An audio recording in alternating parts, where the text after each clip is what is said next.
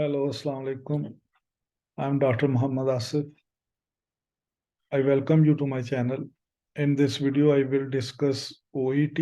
I will give you general information about OET, its format, how is it scored, and how you can clear it.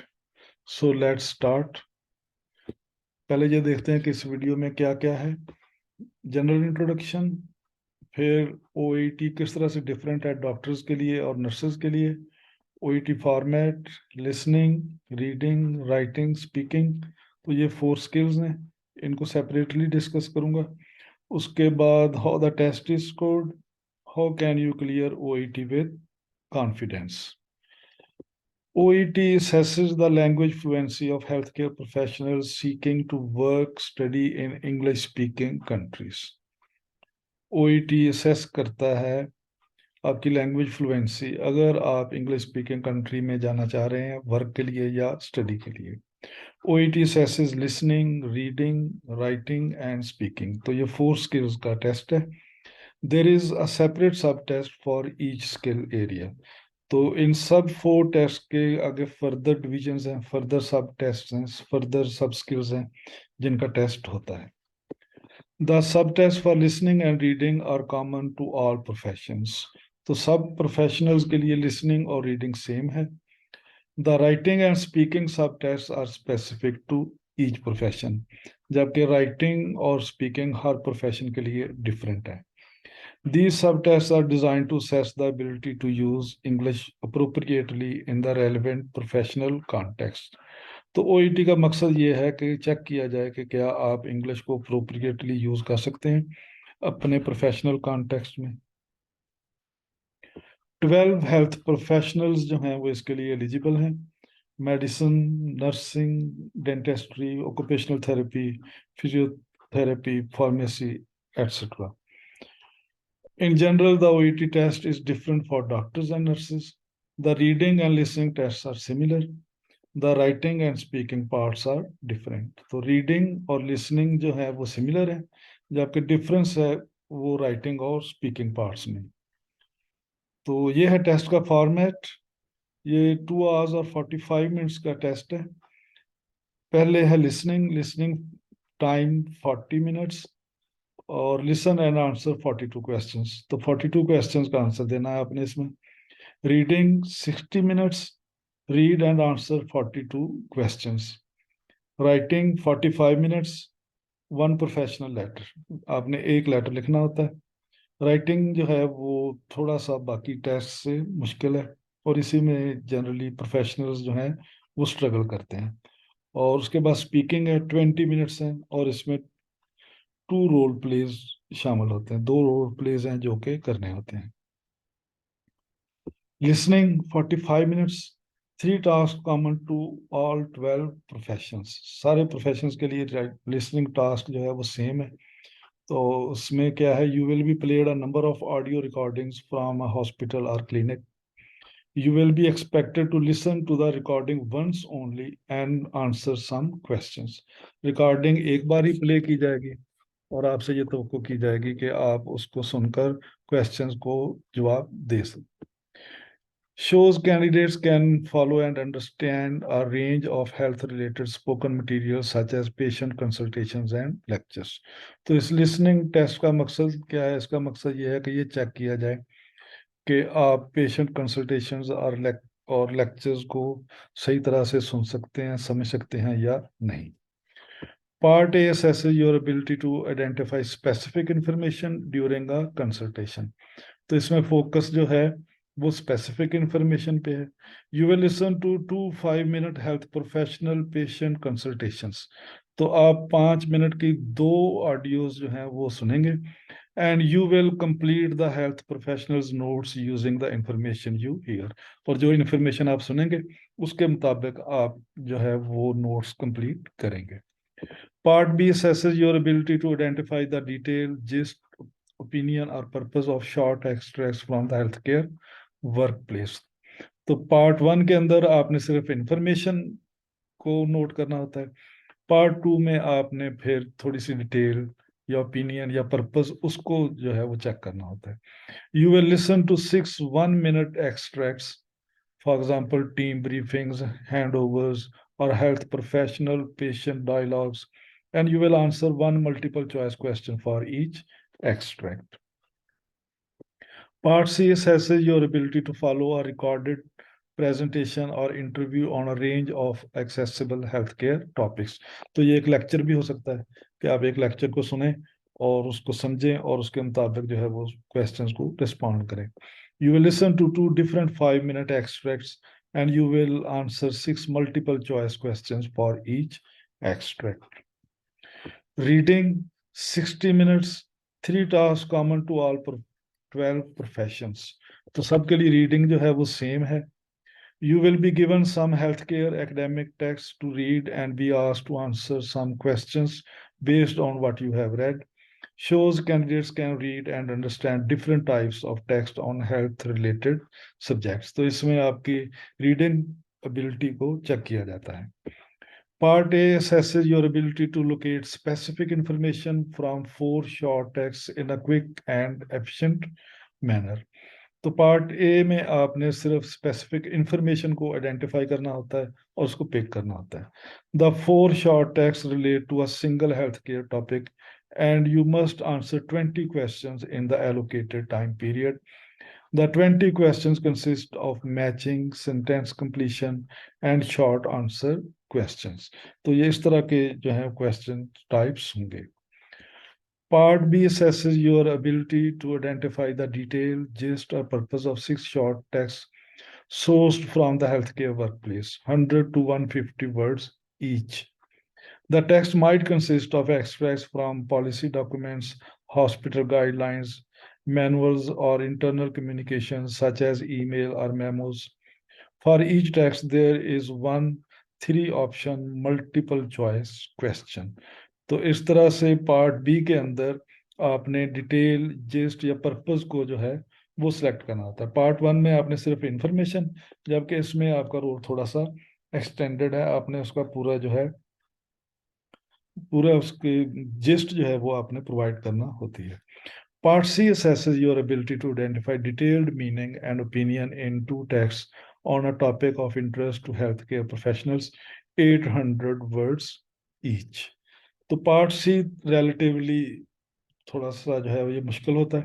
Part A सबसे easy है, part B उससे थोड़ा सा मुश्किल है, और part सी सबसे मुश्किल है.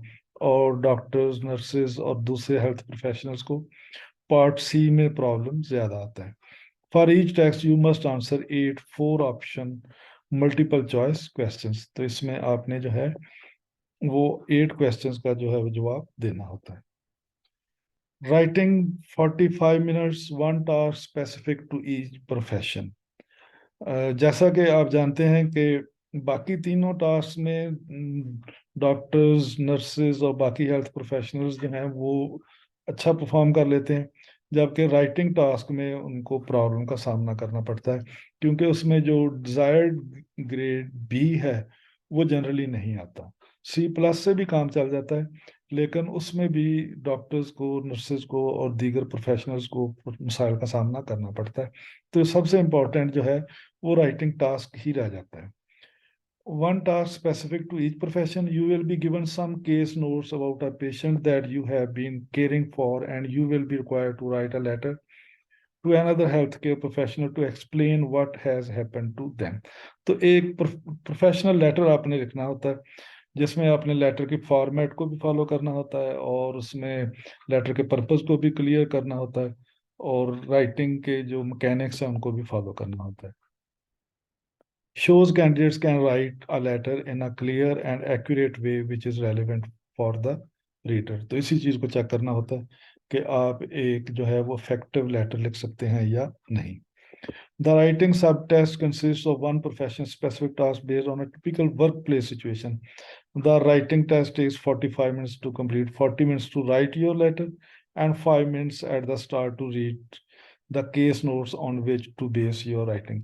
तो इसमें सबसे इंपॉर्टेंट चीज जो है वो केस नोट्स हैं. जिस तरह से आप हॉस्पिटल में पेशेंट की हिस्ट्री लेते हैं तो हिस्ट्री जो है वो बुलेट्स में होती है, तो इस तरह से केस नोट्स हैं ये भी बुलेट्स में होते हैं. तो आपने उन केस नोट्स को एक्सपेंड करके सेंटेंसेस में कन्वर्ट करना होता है। और ज़्यादा इम्पोर्टेंट फिर ये है कि आपको पता होना चाहिए कि उन केस नोट्स के अंदर कौन सी इंफॉर्मेशन ज़्यादा इम्पोर्टेंट है, कौन सी लेस इम्पोर्टेंट है, और आपने जो ज़्यादा इम्पोर्टेंट इंफॉर्मेशन है वो आपने सेलेक्ट करना होता है, और ये इसी चीज़ का टेस्ट है। The task is to write a letter, usually a referral letter, but sometimes a different type of letter, such as letter of transfer or discharge. तो तीन तरह के letters हैं generally: referral, discharge और transfer. और along with the task instructions, you will receive stimulus material, case notes, and or other related documentation which includes information to use in your response. तो case notes important हैं। Case notes को expand करना आना चाहिए, क्योंकि spoken English में भी यही काम आते हैं। वहाँ भी केस नोट सामने पड़े होते हैं, आपने उनको एक्सपैंड करना होता है, उन्हीं को लेके आगे चलना होता है। और इवन राइटिंग टास्क जो है ये तो है ही, केस नोट्स हैं और फिर आपका जो है वो एक्सप्रेशन है। आप केस नोट्स में से किस तरह से इंपॉर्टेंट इंफॉर्मेशन एक्सट्रैक्ट करके उसको इफेक्टिवली प्रेजेंट करते हैं, ओईटी सारा इसी के बारे में है। How is writing ability assessed? तो इसमें purpose, whether the purpose of the letter is immediately apparent to the reader and sufficiently expanded in the course of the letter. Content, whether all the necessary information is included and accurate for the reader.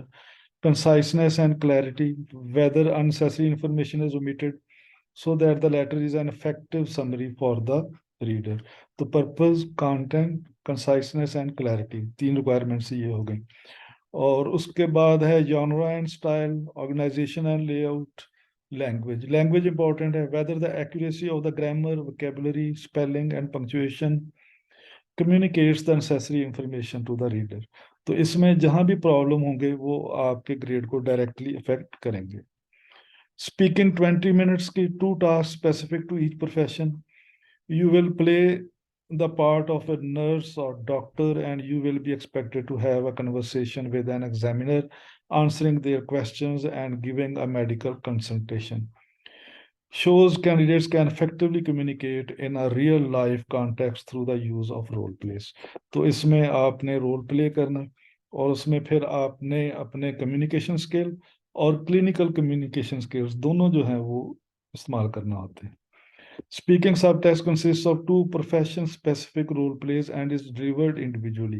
It takes around 20 minutes to complete. In each role play, you take your professional role, for example, as a nurse or as a pharmacist or as a doctor, while the interlocutor plays a patient, a client, a patient's relative or carer.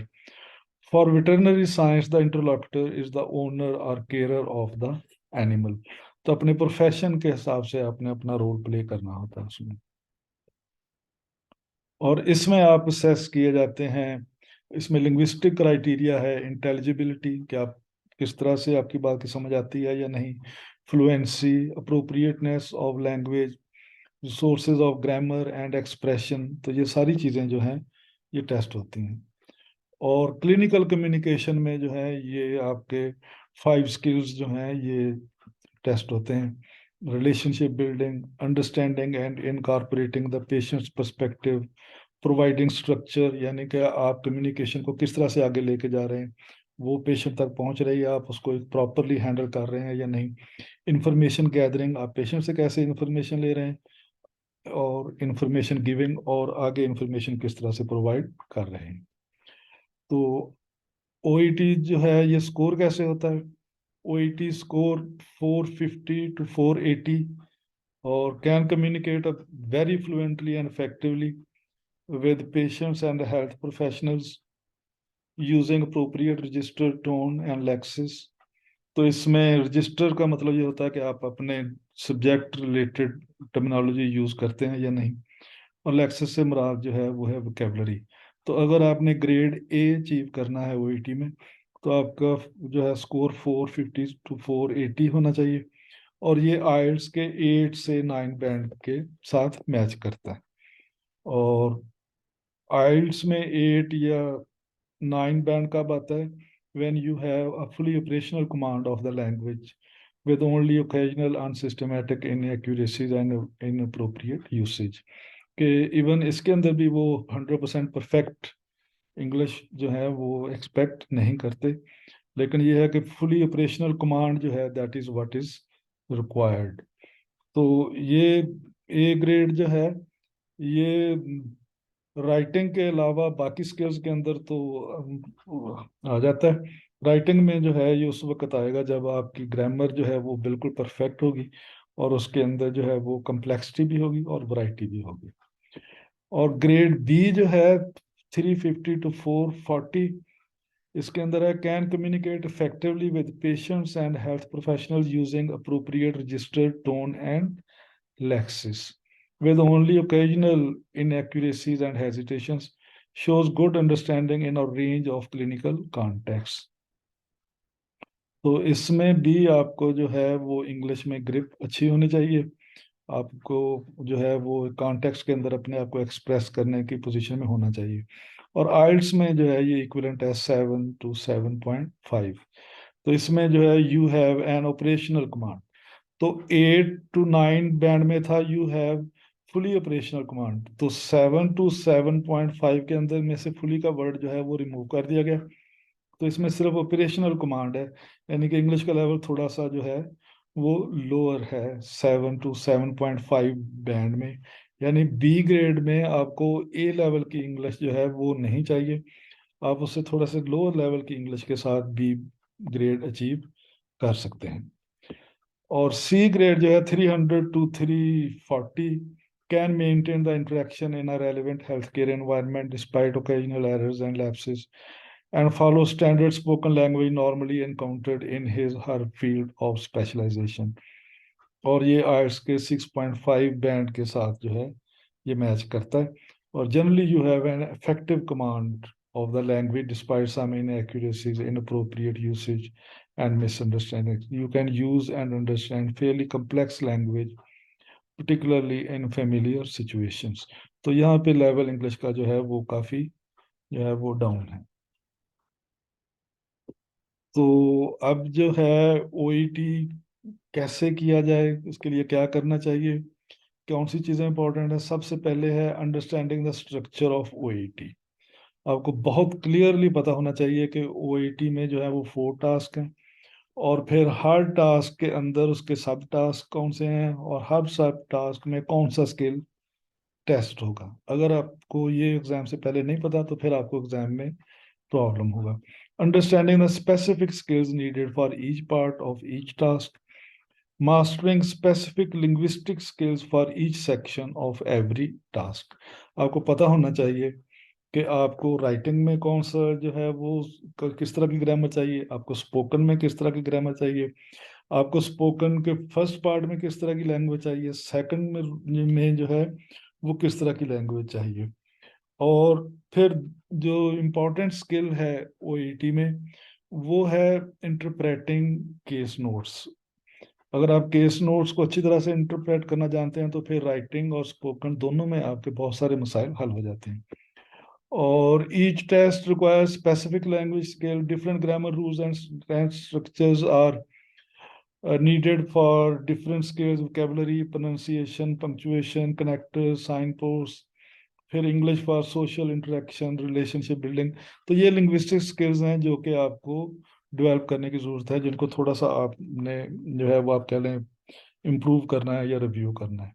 और communication skills जो है clinical communications वो है patient centred approach, understanding the context, quick diagnosis, interpreting patient case notes history, ability to communicate medical condition of the patient in lay person's language। और लेकिन फिर आपने ये भूलना नहीं है OET is primarily a test of proficiency in English. और आप कैसे कर सकते हैं ओईटी कॉन्फिडेंस के साथ, practising targeted grammar structures, vocabulary, punctuation, mastering basics of each task, letter format, interpreting patient case notes.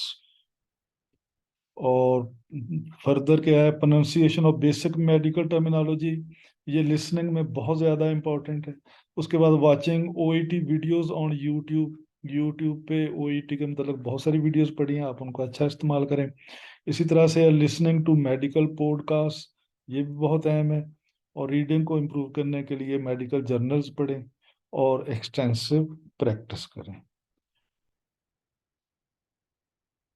Thank you. Please like this video and subscribe my channel. Good luck.